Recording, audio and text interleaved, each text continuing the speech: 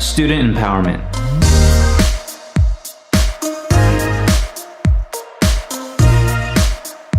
Student empowerment is the driving force, the thing that motivates me the most in the work that I do in education. Empowerment is defined as the process of becoming stronger and more confident, especially in controlling one's life and claiming one's rights.